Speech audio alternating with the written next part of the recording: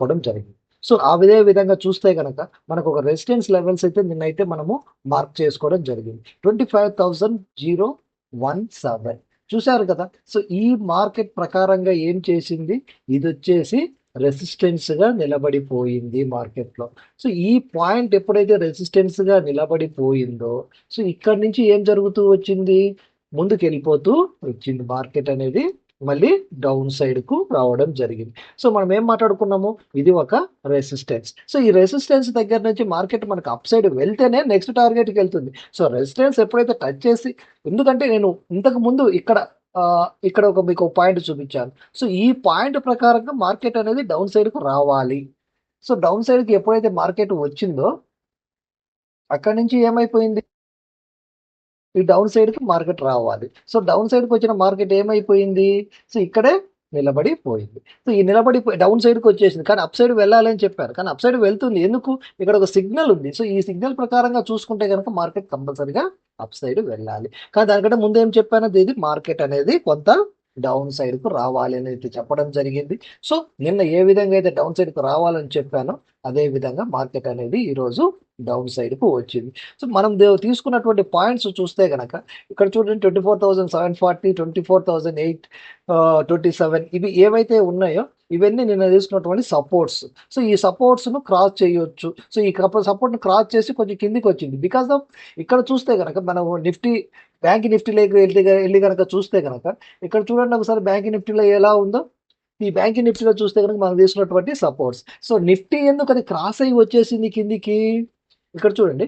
ఇక్కడ చూస్తే కనుక నిఫ్టీ ఏమైంది, మనం తీసుకున్నటువంటి లెవెల్ సపోర్ట్ కంటే కూడా క్రాస్ అయ్యి వచ్చింది because of bank Nifty. So bank Nifty అనేది కిందికి రావాలి కాబట్టి ఇక్కడి వరకు, సో ఇక్కడ వరకు వస్తున్నప్పుడు నిఫ్టీ ఏం చేయాలి, నిఫ్టీ కూడా ఆటోమేటిక్గా డౌన్ సైడ్ అనేది తీసుకోవాలి. సో నిఫ్టీ అనేది అదే పని చేసింది. ఎందుకు ఈ సపోర్ట్ ను క్రాస్ చేసింది, మనం సపోర్ట్ ఇక్కడ తీసుకున్నాం కదా, ఇక్కడ నుంచి అప్ సైడ్ వెళ్ళాలి కదా అంటే నిఫ్టీ వెళ్ళాలి, కానీ బ్యాంక్ నిఫ్టీ వెళ్ళలేదు కదా. చూడండి ఒకసారి. సో బ్యాంక్ నిఫ్టీని కూడా మనం చూస్తే కనుక బ్యాంక్ నిఫ్టీ ఏం చేస్తుంది, సో బ్యాంక్ నిఫ్టీ ఇక్కడికి వచ్చేసరికి ఈ సపోర్ట్ అనేది లే తీసుకోవాలి బ్యాంక్ నిఫ్టీ. సో ఈ బ్యాంక్ నిఫ్టీ ఈ సపోర్ట్ తీసుకోవాలంటే ఏం జరగాలి, నిఫ్టీ అనేది కూడా డౌన్ సైడ్కి రావాలి. సో ఇప్పుడు మరి అయితే బ్యాంక్ నిఫ్టీ అయితే సపోర్ట్ తీసుకుంది. మనకి తీసుకున్నటువంటి ఏదైతే 2 సపోర్ట్స్ ఉన్నాయో, సో ఆ సపోర్ట్ అయితే బ్యాంక్ నిఫ్టీ ఖచ్చితంగా టచ్ చేసింది. మరి ఇప్పటి నుంచి మార్కెట్ ఎట్ సైడ్ వెళ్ళాలి, ఇది కదా మనకు కావాల్సినటువంటి క్వశ్చన్. నిన్న మనం ఏవైతే సపోర్ట్స్ తీసుకున్నామో, నిన్న సపోర్ట్స్ అనేటివి మాత్రము ఇప్పుడు సపోర్ట్ గా నిలబడిపోయినాయి.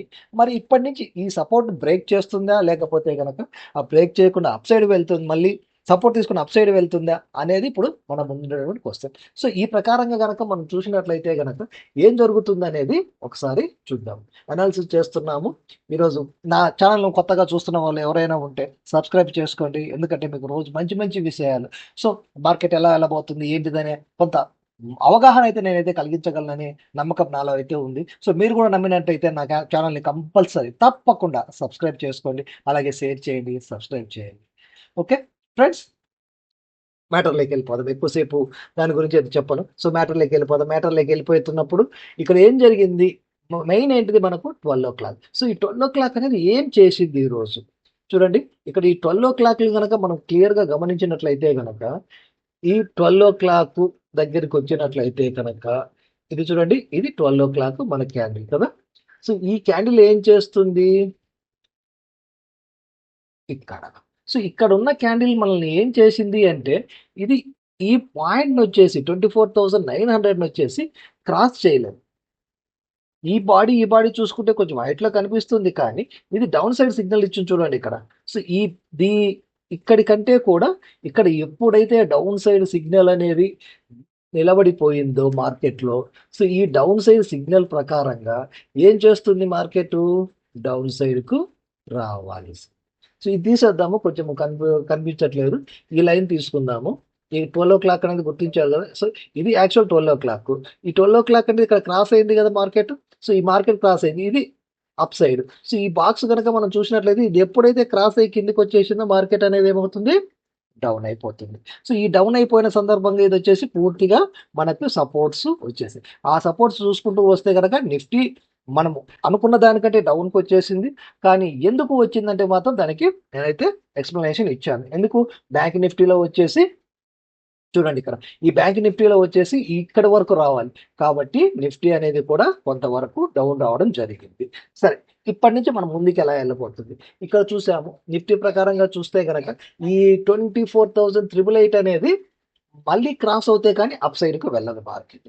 సో ఇక్కడ వరకు మనకు మళ్ళీ మార్కెట్ వస్తే కానీ ఇక్కడికి వస్తే కానీ మళ్ళీ అప్ సైడ్ మూమెంట్ తీసుకోదు. మళ్ళీ ఈ సందర్భంగా ఇక్కడ కనుక చూసినట్లయితే కనుక మనకు అప్ సైడ్ తీసుకునే అవకాశాలు ఉన్నాయా లేవా? రేపు మార్నింగ్ కనుక ఇక్కడ ఒక రెడ్ క్యాండిల్ ఏర్పడిపోయి ఇక్కడ నుంచి తీసుకుంటే కనుక అప్ సైడ్ తీసుకునే అవకాశాలు ఉన్నాయి. కానీ కొంత అయితే మాత్రం మళ్ళీ డౌన్ సైడ్కి వచ్చే అవకాశాలు ఉన్నాయి. ఎందుకు ఈ 12 o'clock వచ్చేసి పూర్తిగా డౌన్ సైడ్, ఎందుకంటే అప్ సైడ్ అనేది క్రాస్ చేయలేదు. మరి బ్యాంక్ నిఫ్టీలో చూద్దాం ఏమైనా క్రాస్ చేసిందేమో.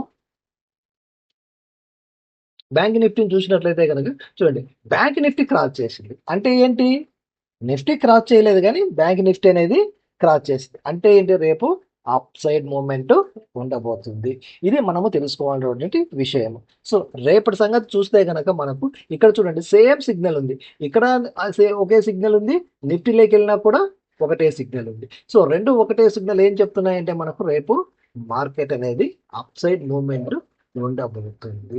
సో ఈ అప్ సైడ్ మూమెంట్ కనుక మనము పట్టుకోగలిగితే కనుక మనకు మంచి బెనిఫిట్స్ అనేటివి ఉంటాయి. సో అదే విధంగా చూస్తే కనుక రెసిస్టెన్స్ లెవెల్స్ వచ్చేసి మనకి ఏవైతే మనకు సపోర్టింగ్ లెవెల్స్ ఉన్నాయో అవే కదా మనకు resistance levels. So first resistance వచ్చేసి 24,270, నెక్స్ట్ వచ్చేసి 24,827, నెక్స్ట్ వచ్చేసి 24,857, 24,388 అనేది మెయిన్. సో ఈ 888 దాటితే కనుక మార్కెట్ అనేది ఇంకా అప్ సైడ్ వెళ్తుంది. ఎందుకంటే ఇక్కడ ఒక అప్ సైడ్ సిగ్నల్ ఉంది ఇక్కడ ఈ ప్లేస్ లో మనకు. సో ఇక్కడ వరకు మార్కెట్ అనేది మళ్ళీ వెళ్ళాలి, కానీ డైరెక్ట్ తీసుకుంటుందా లేకపోతే ఆగుతుందా మధ్యలో అనేది రేపటి మీద బేస్ అయి ఉంటుంది.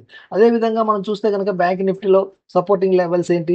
ఇది వచ్చేసి ఇది సపోర్ట్ తీసుకుంటే కనుక ఇది సపోర్ట్ ఆల్మోస్ట్ ఆల్ తీసుకుంటే కనుక నెక్స్ట్ ఏంటిది 55,182, అలాగే 55,306, అలాగే 55,542, అలాగే 55,690 అనేది ఇక్కడికి మళ్ళీ మార్కెట్ అనేది రావాలి. ఇది దీని యొక్క విధానాలు. సో ఈ విధంగా చూసుకుంటూ వెళ్తే కనుక రేపు అనేది మార్కెట్ అప్ సైడ్ మూమెంట్ ఉండే అవకాశాలు ఎక్కువగా కనిపిస్తున్నాయి. దీన్ని బట్టి మీరు ఫాలో అవ్వచ్చు అనేది నా యొక్క ఉద్దేశం. Okay friends, thank you very much. మళ్ళీ రేపు కలుద్దాం.